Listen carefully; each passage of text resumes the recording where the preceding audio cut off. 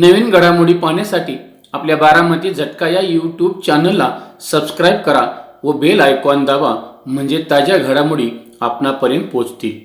महायुतीचे भाजपचे माढा लोकसभा मतदारसंघाचे अधिकृत उमेदवार कार्यतत्पर पाणीदार खासदार रणजितसिंह नाईक निंबाळकर यांच्या प्रचारार्थ माळशिरस तालुक्यातील पिलीवे येथील महालक्ष्मी मंदिरात भाजपची कॉर्नर बैठक संपन्न झाली. सदर कॉर्नर बैठकीस मान खटावचे आमदार जयकुमार गोरे, माजी आमदार रामभाऊ वडकुते, माढा लोकसभा संयोजन प्रमुख राजकुमार पाटील, सोलापूर जिल्हा नियोजन समिती सदस्य तथा माळशिरस तालुका निवडणूक प्रमुख के पाटील, माळशिरस नगरपंचायतीचे माजी नगराध्यक्ष तथा भारतीय जनता पक्षाचे विशेष निमंत्रित सदस्य डॉक्टर अप्पासाहेब देशमुख, भजनदास सोरमले, विठू अण्णा मदने, प्राध्यापक विठ्ठल मदने, प्राध्यापक मयूर भैस, राहुल मदने, तुषार लवटे, संजय पाटील, लक्ष्मण पवार, निशांत बगाडे, जितेंद्र पाटील, शिवप्रसाद पुकळे, जननायक शिवराज पुकळे, अक्षय वगरे, सचिन पुकळे, सचिन भैस, रणजित मंजार, सतीश मदने, राहुल भैस, सागर बगाडे, बाळासाहेब मदने, गणेश देशमुख, अजय मदने,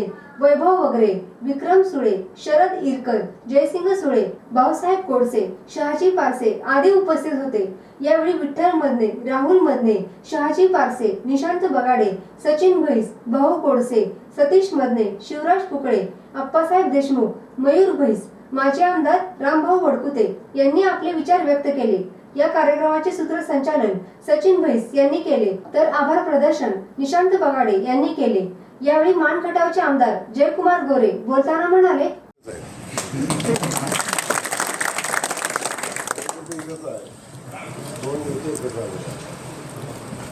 पासून कारखान्यात सांगितलं आपण आणि भेट पण झालेली आहे. खूप सारे विषय आहेत. साहेबांनी काय भूमिका मांडलेल्या आहेत, पाटील यायच्या अगोदर त्या लोकांनी भूमिका मांडलेल्या आहेत. के पाटील साहेब येत आहेत, कुमार पाटील आहेत, कुमार जे आहेत,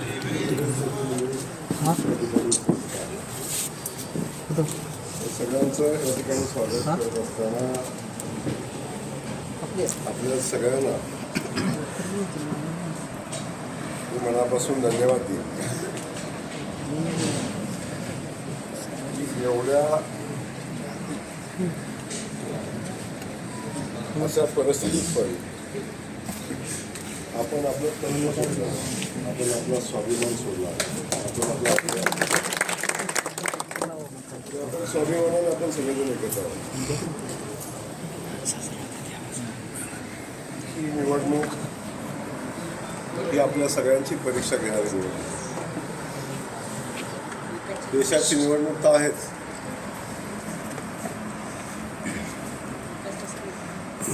एका बाजूला हा देशाचा पंतप्रधान कोण हे ठरवणारी निवडणूक आहे. एका बाजूला मोदी जे आहे, दुसऱ्या बाजूला राहुल गांधी आहे. हा देश उद्या कुणाच्या ताब्यात द्यायचा हा विषय आहे.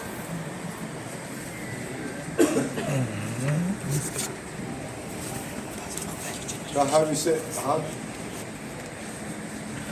देश मोदीजींच्या ताब्यात द्यायचा किंवा मोदीजींना पंतप्रधान करायचं, आणि ते करत असताना माढ्याचा खासदार म्हणून आपल्या सगळ्यांचा खासदार आपल्या विचाराचा असला पाहिजे किंवा मोदींच्या विचाराचा असावा ही आपल्या सगळ्यांची भावना आहे. एका बाजूला हा विषय आहे, दुसऱ्या बाजूला गेल्या अनेक वर्षापासून, कोण नंतर 70 वर्षापासून कौटुंबिक पार्श्वभूमी सांगितली, पण बऱ्याच गोष्टी आता आपल्या सगळ्यांच्या कानावर येत आहेत. शंकररावजी मोहितेंच्यापासून, विजयदादांच्या पासून, बाळदादा मार्गे, रणजितदादा मार्गे, आता देवीसिंगदादा पुन्हा अनेक अर्जुन गावाने बरेच आहेत. या सगळ्यांच्यापैकी सगळा विषय आणि आजपर्यंत तुम्ही सगळ्यांनी संघर्ष जो केला आहे,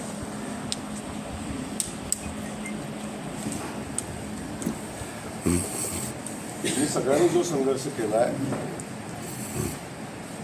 आजपर्यंत तुम्ही सगळेजण स्वाभिमानाने राहिला आहे, सन्मानाने राहिला आहे. किंवा किती अडचणीचे प्रसंग आले, किती आपल्याला प्रसंग आणले असतील, तरी पण आपण सगळेजण न डगमगता ताकदीनं शक्तीनं, ज्या शक्तीपासून बाजूला राहिला किंवा ज्या शक्तीपासून मुक्तीची लढाई तुम्ही चालवली, पुन्हा एकदा ती शक्ती आपल्या छातीवर घ्यायची का, आपल्या उरावर घ्यायची का, हा या निवडणुकीतला विषय आहे. मी खूप बोलणार पण या ठिकाणी एवढंच सांगितलं, एका बाजूला मोदी जे आहेत, इतर असलेला प्रत्येक माणूस हा मोदीजींच्या कोणत्या योजनेचा लाभार्थी आहे. मोदीजींनी या देशाला एक मजबूत भारत म्हणून बनवत असताना एक महासत्ता बनवण्याच्या दिशेनं देश चाललाय. मोदीजीच्या दृष्टीने प्रयत्न करतायत, मोदी सरकार करतंय. जगामध्ये भारताचा मान सन्मान, मोदींचा मान सन्मान आपण सगळेजण अनुभवताय. बाकी जागतिक मुद्द्यावर मी फार जाणार नाही. एक सिंपल विषय सांगेल तुम्हाला. आपण साताऱ्यावरून खाली पिलीव मार्गे जाता तो रस्ता आपण आज बघताय. आपलं वय मला वाटतं 75-70 असेल.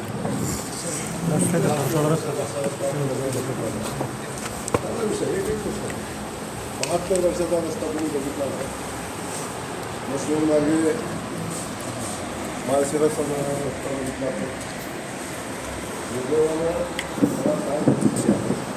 श्रीनिवास पाटील आम्ही सहज त्या मार्गाच्या इथं आम्ही बसलो होतो एका दुकानात.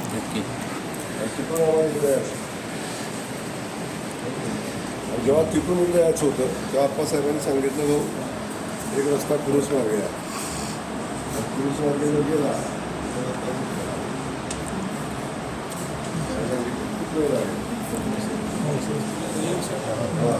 आणि माळशिरस पिली त्याच्यापेक्षा खराब आहे असं सांगितलं. पेक्षा भाऊ बायपासनं चला म्हणून सांगितलं. सुरुवातीला माझ्या लक्षात आलं नाही बायपास कुठला. त्याने बायपास मान तालुक्यातनं काढला. कुठं निघालो, माळशिरसमध्ये निघालो, मसवडला गेलो, मसवडवरून पिलीला आलो.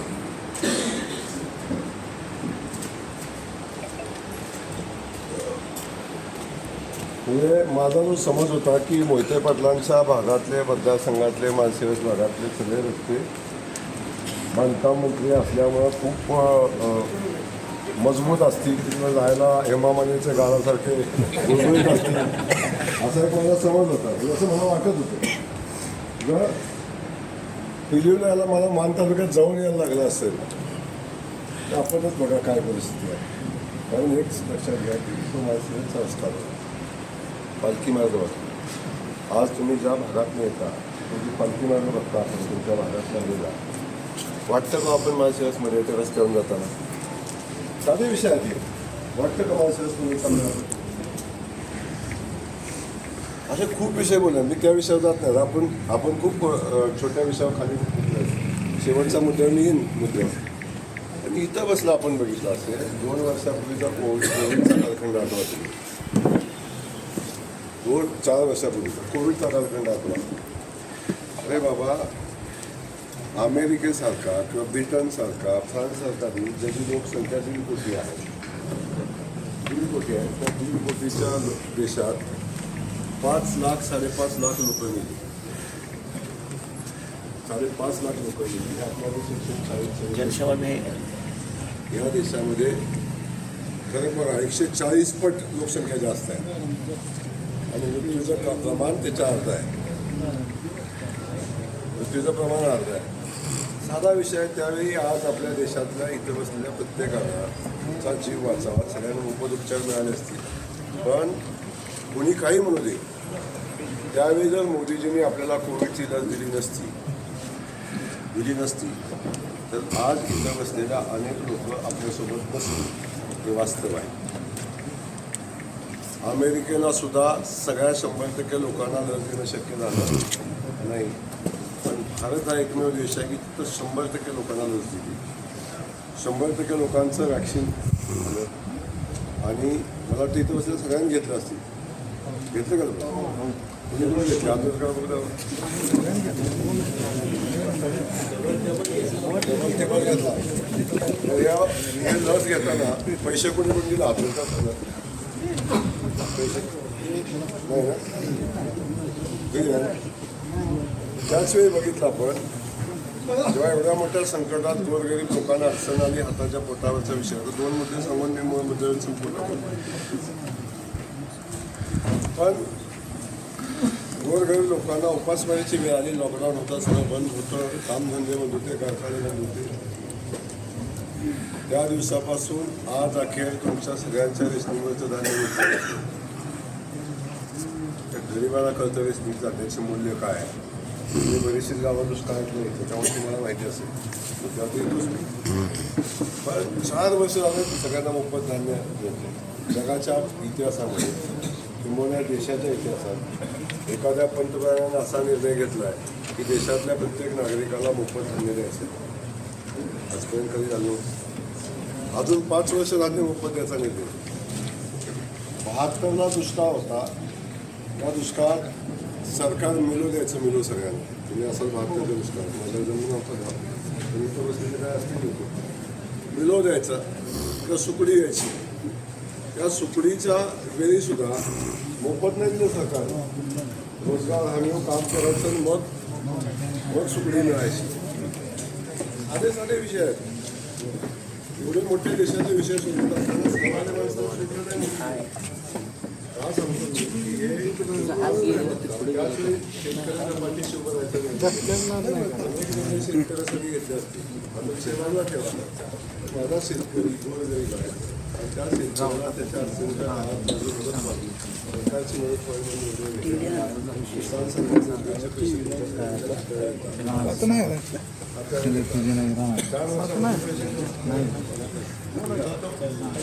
आता 4 वर्षापासून पैसे मोदीचे होतात. आता फडणवीस साहेबांचे शिंदे साहेबांचे 6,000 किती झाले वर्षाला? किती झाले? 5 वर्ष किती झाले? 12 किती 7,000. 5 वर्षाचे एका शेतकऱ्याच्या खात्यावर 60,000 रुपये भारतीय जनता पक्षाचं सरकार होते. एका खात्यावर. तुमच्या घरात खाती किती आहे? 4 खाते तुमच्या घरात. 6 चौक किती झाले? 2,40,000 रुपये एका कुटुंबाला मोदीजी डायरेक्ट अकाउंटवर देत आहे. मध्ये कमिशन नाही आहे.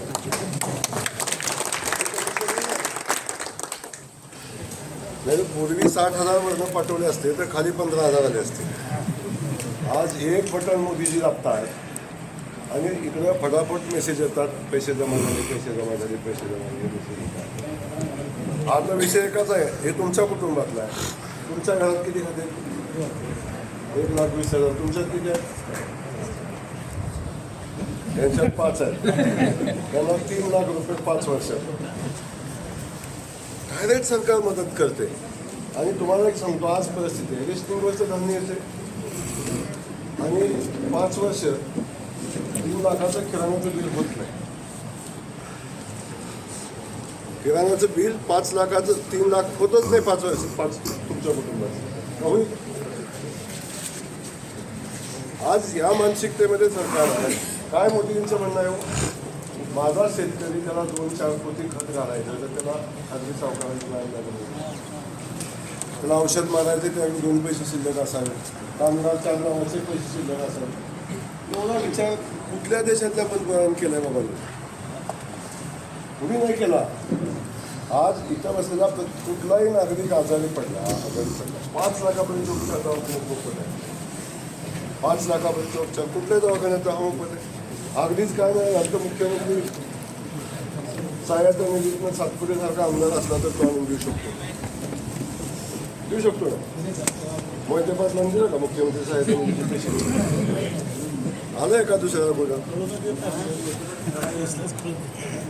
तुम्हाला सांगायचा हाच मुद्दा आहे. मला समजून घ्या. हे मोदीजींचं काम आहे. गॅस नाही तर गॅस आहे. त्याला घर नाही, त्याला घरकुल बांधून नाही, प्रधानमंत्री आवास योजनेत इथं बसलेला 70% लोकांच्या शौचालयाला पैसे आले. 12,000 15,000 शौचालय बांधलं. किती कामं सांगू मी तुम्हाला. मोठी देशातली सांगा, राम मंदिर हे ते सोडून द्या विषय. तर सामान्य माणसाच्या जीवनातला प्रत्येक विषय आहे. यावेळी जर उद्या समजा धरून चाला, जे पैसे घेतात शेतकरी, उद्या जर चुकून मोदीचं सरकार नाही आलं तर तुमचं 3 लाख बंद, तुमचं 240 बंद, तुमचं 21 बंद. रेशनिंगचं धान्य विकत आणायचं आहे, पैसे दिल्याशिवाय रेशनिंग नाही. या सगळ्या गोष्टीचा विचार तुम्ही कधी केला पाहिजे. दवाखान्यात उपचार घ्यायचे पैसे देऊन कधी विचार होणार सगळं. पण आजपर्यंत हे कोणी केलं नाही. दुसरा विषय सोडून द्या. हे तर सती मोदींनी आपल्याला निवडलं, तुमचा कार्यक्रम झाला तुमचा. आणि हे जे तुम्ही आले, हे आता नवीन इलेक्शन, ही इलेक्शन तुम्ही इथं न्यूज नका. हे मोहिते पाटील काय संबंध आहे यांचा? का विरोध आहे रणजित नाईक निंबाळकरांना सांगा, का विरोध आहे सातपुतेला सांगा मला. का सांगा ना, कारण काय आहे? कारण काय की त्यांची इच्छा एकच होती की सातपुतेंनी लेटर पॅडवर सह्या कराव्यात आणि ते आमच्या घरी ठेवाव्यात. हेच ना. दुसरा विषय काय होता? कुठल्याही कार्यक्रमात गेलं नाही पाहिजे, हा विषय. दुसरा विषय रणजित नाईक निंबाळकरांनी आमच्या घरी लेटर पॅड लिहून द्यावा आणि त्याने आमच्या मतदारसंघात येऊन नये. एवढंच विषय होतं. त्याच्या पलीकडे काय होतं? परिस्थिती समजून म्हणून मला सांगायचं तुमच्या बंगल्यावर आलं पाहिजे. बरोबर आहे. अहो, या लोकांनी पिढ्यानपिढ्याचा संघर्ष केला आहे. या मोहिते कुटुंबापासून मुक्ती घ्या. पिढ्यानपिढ्याचा संघर्ष आहे, या लोकांनी केलेला आहे. यातल्या अनेक लोकांना संघर्ष पडतात. आता मला कळतच नाही याला एवढ्या सगळ्या परिस्थितीत याला काय कमी पडलं म्हणून हा संघर्ष आहे. सांगतात ग्रामपंचायत सदस्य त्यांचाच आहे, पंचायत समिती सदस्य त्यांचाच आहे, मार्केट कमिटी त्यांचाच आहे, बाळदादा कपूर मार्केट कमिटीचा चेअरमन आहे, कारखान्याचा चेअरमन तेच आहे, जिल्हा परिषद सदस्य घरातलेच 3 आहेत, सभापती झाला तर तोच आहे, मार्केट कमिटी आला तरी तोच आहे, सरपंच तोच आहे. आता खासदारकीच्या वेळी खासदार तेच होते दादा. आता त्यांची खासदारकी लढवायची परिस्थितीच राहिली नव्हती तेव्हा भाजपने पुन्हा त्यांना मदत केली. आता पुन्हा खासदारकी त्यांनाच पाहिजे. आमदारकी विधान परिषद त्यांच्याच घरी आहे. उपमुख्यमंत्री तेच होते, मंत्री बांधकाम होते तेच होते, 20 वर्ष मंत्री त्यांच्या कारखान्याचे आता त्यांच्यावरच होते. काय कमी पडले या जनतेनं? काय कमी केलं ना? जिल्हा बँक त्यांच्यावरच आहे. 1300 कोटी द्यावे काय विषय आहे? सुमित्रा बुद्धी वेगळा विषय आहे, शंकर बंद पडलं तर वेगळा विषय आहे, आपलं सगळं बंद पडलं होतं हा वेगळा विषय आहे. बाकी सगळे विषय वेगळे आहे. कुणाचं खाल्ले असेल, जमिनी तुटले असतील, हा वेगळा विषय आहे. एवढं सगळं खाल्ल्यावर बी कमी पडलंय अजून, म्हणजे अजून पाहिजेच आहे. ह्या विषयावर बी जाणार नाही. मी आपल्याला एवढंच सांगेन की ही सगळी लढाई आहे आपल्या सगळ्यांसाठी खूप महत्त्वाचं आहे. एक विषय सांगेन तुम्हाला, जो मोहिते पाटील सांगतात की आमच्या कुटुंबाचा, आमच्या पिढ्याचा विषय सांगतात, बाकीचे सगळे विषय सांगतात. मला मोहिते पाटलांना माझा एक प्रश्न आहे. एवढे कर्तृत्व नव्हता, भ्रष्टाचारी होता, गुंडखाचे हे सोडून द्या विषय. एवढे तुम्ही होता तर या 22 गावातल्या लोकांना आजपर्यंत पाणी का मिळालं?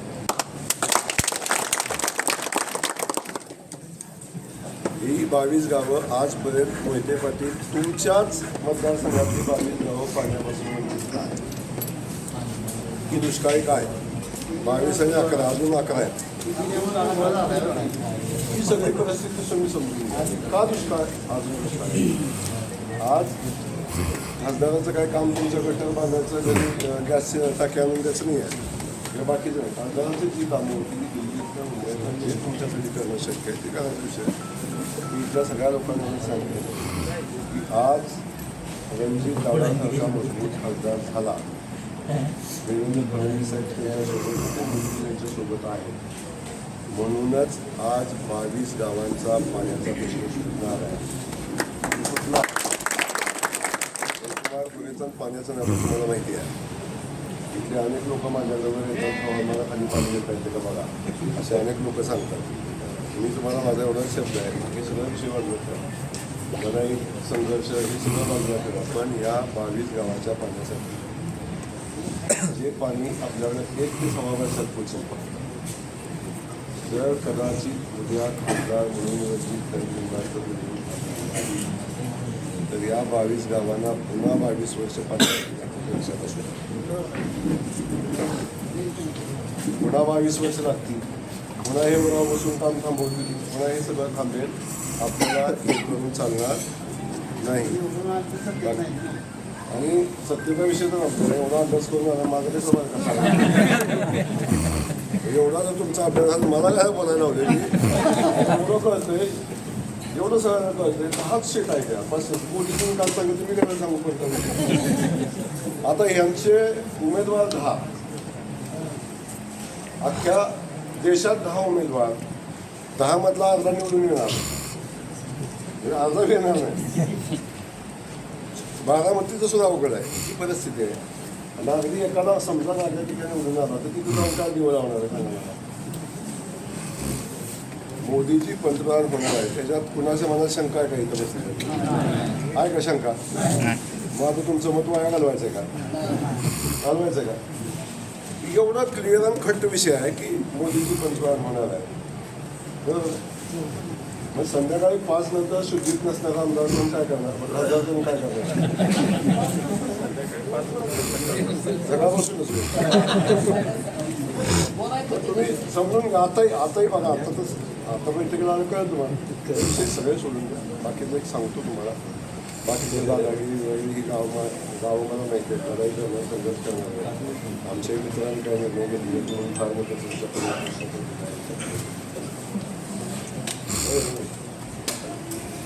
आता मित्राची गोष्ट कपडेच काढून घेतली, काय ठेवले सगळं काढून घेतो, काय कपडे काढून घेतो.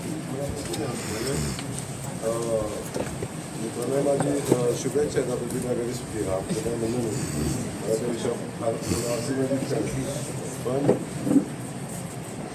मला वाईट वाटलं एवढंच, ज्या मोहिते पाटलांनी संघर्ष केला म्हणून जानकर नेते होते. का नेते होते जानकर? मोहिते पाटलांच्या विरोधात संघर्ष करत होते म्हणून मोहिते पाटील विरोधकांचे ते नेते होते. बरोबर. उत्तमराव जानकरांनी इथं काय आवाज उडून काही अंदर नव्हते. ते फक्त लोक त्यांच्यामध्ये मोहिते पाटलांच्या विरोधात लढणारा लढवय्या नेता आमचा आहे, समाजाचा आहे, आपला आहे, सगळ्यांचा आहे. दलित, दीनदलित सगळीच वंचित लोकांचा आहे. ती भावना माझी होती, आम्ही नेता होतो. पण ज्या पद्धतीने त्यांनी निर्णय घेतला, ज्या पद्धतीनं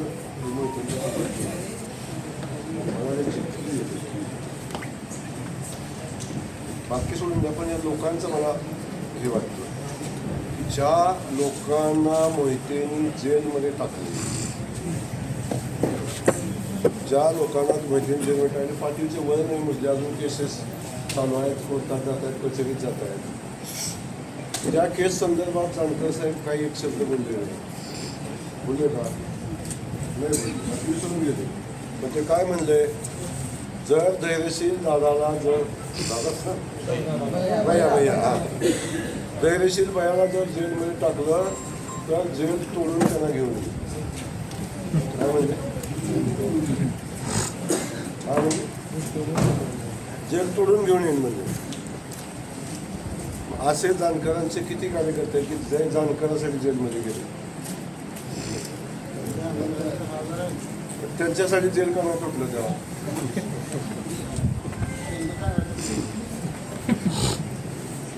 या सगळ्या गोष्टी आता मी आतल्या गोष्टीचं बोललो ना, काल याला कधी माहिती नाही. मला पाहून शरद पवार जमला सोडून त्या विषयी मी लढवय आहे. माझा बाबा आमदार खासदार नव्हता, माझा काही विषय फार मोठा नव्हता. एवढं सांगेल की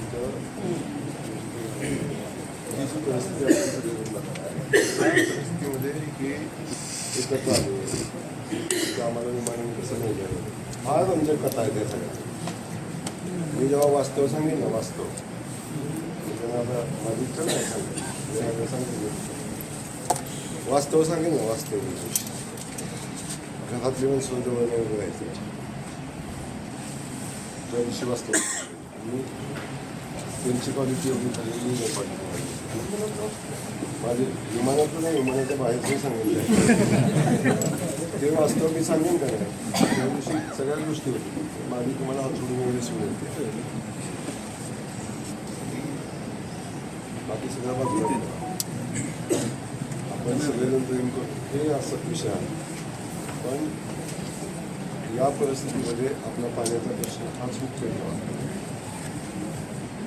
सगळं समाज जात सगळं हे याच्यानंतर येतं असं माझं मत बरोबर याच्यानंतर येतं आपल्याला पाणी देणारा आपल्यासोबत राहणारा आपल्यासाठी काम करणारा 24 तास आपल्यासोबत राहणारा आपल्याला म्हणाला आणि जर जानकर साहेब त्या संगतीत गेले असतील तर त्या संगतीत मला तुमच्याकडे नसू शकत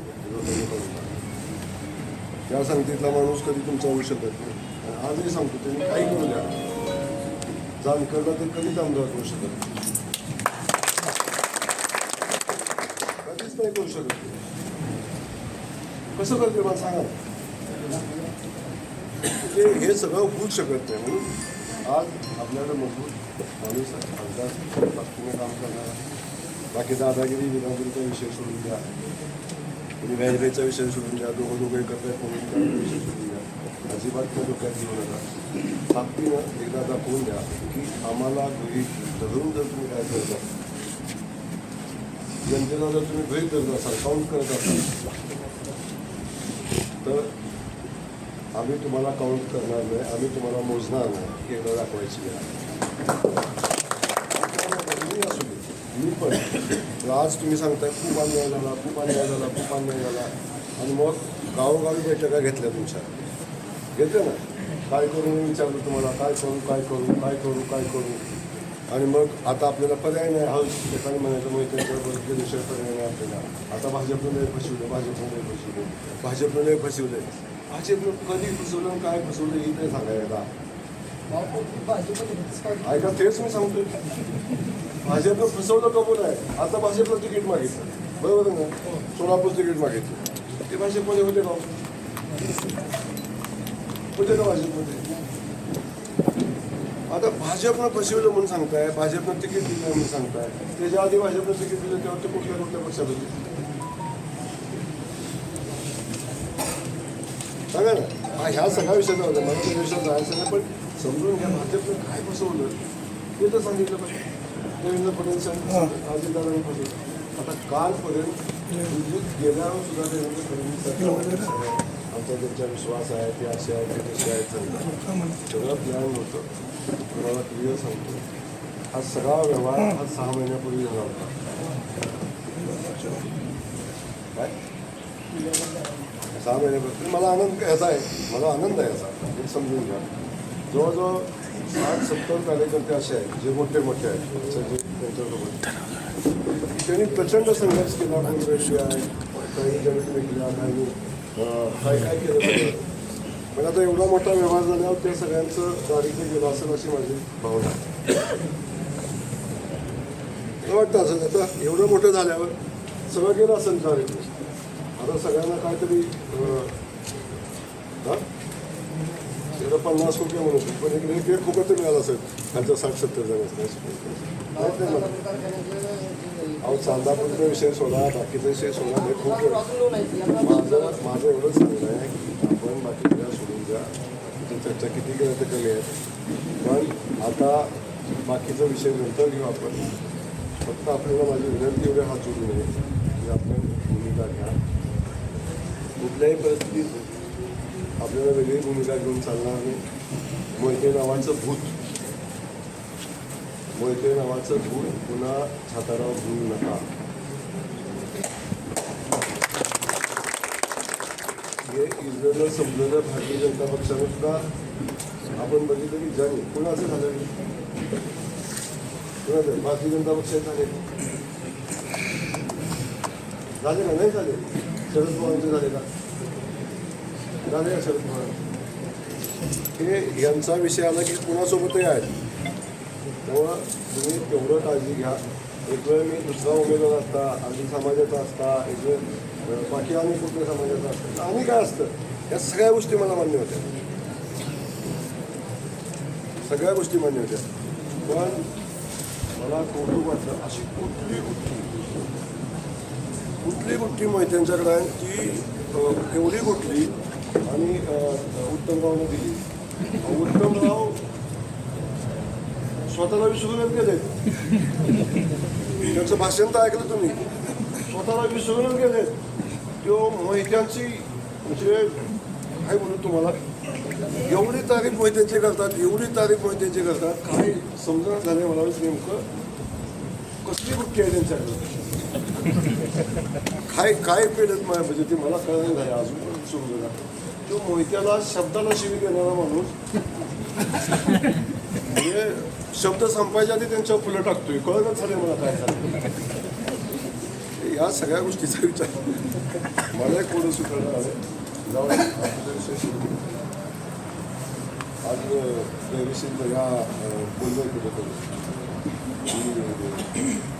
रिझल्टमध्ये बसलो तरी चालेल, पण जमावाला बघितलं नाही बोलते काहीतरी आज अनेक गोष्टी बोलतो.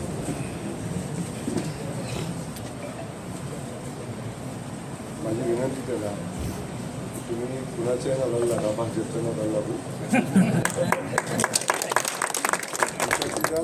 देवेंद्र फडणवीसांच्या बिलकुल लागू.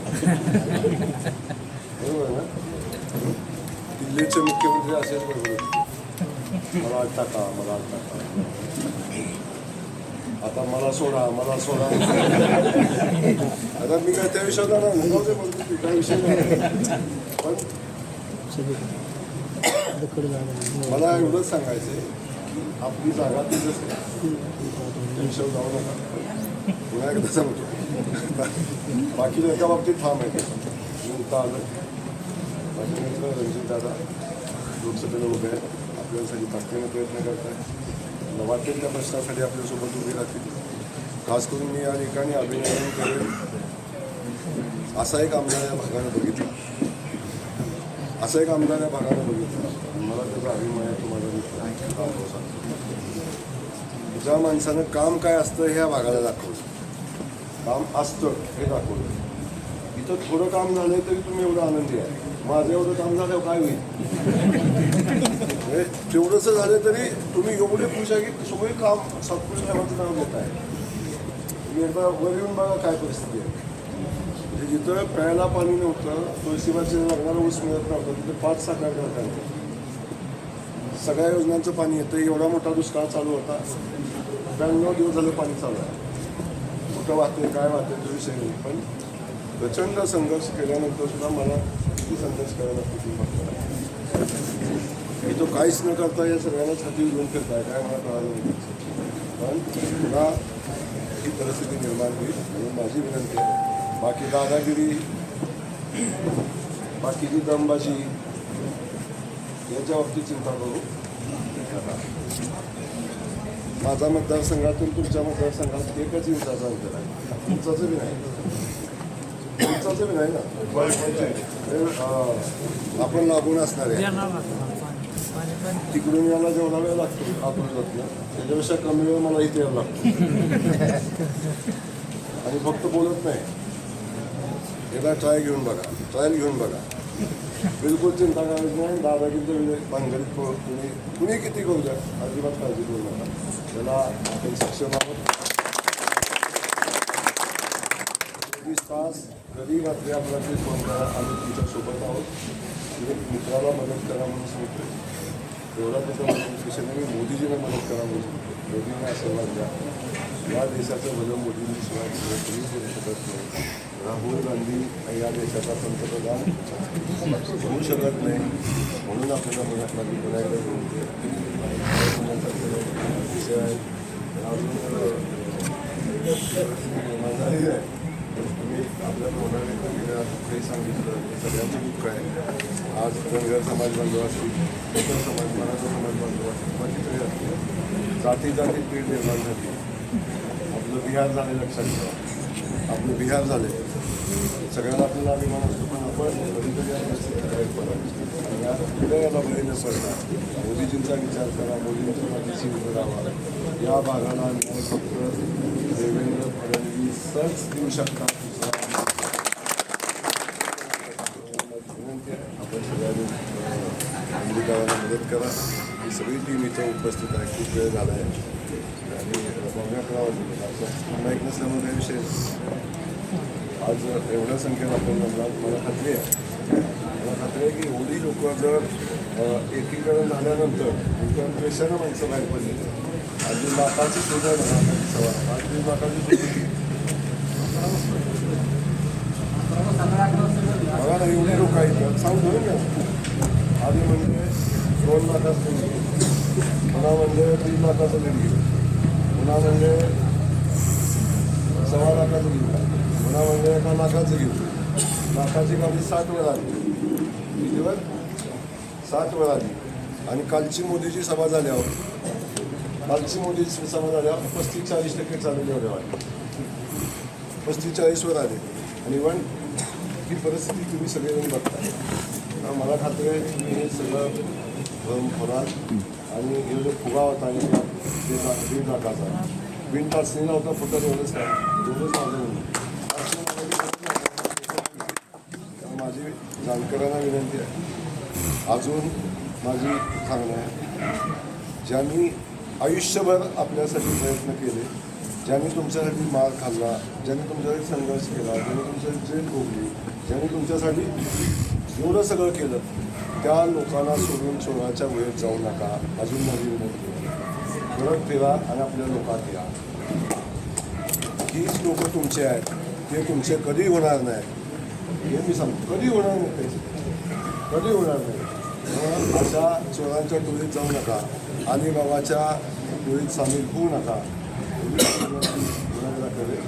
बाकी सगळ्या गोष्टी तुम्हाला माझ्यापेक्षा जास्त माहीत आहेत, त्यामुळे जास्त काय बोलणार नाही. पण हा जयकुमार गोरेचा शब्द आहे. या 22 गावाला पाणी देण्यासाठी जो प्रयत्न मानमध्ये केला आहे त्याच्यापेक्षा 100% प्रयत्न जास्त इथं करेल. आणि 1.25 वर्षाच्या पाणी इथं आणण्यासाठी जे लागेल ते करून सरकार तुमच्या पाठीशी उभं करून पाणी इथं आणून द्यायचा शब्द देतो. फक्त या भागात दुचाकी मतदान झाला भारतीय जनता पक्षाला व्हावं एवढी अपेक्षा व्यक्त करते. आपल्या सगळ्यांना धन्यवाद.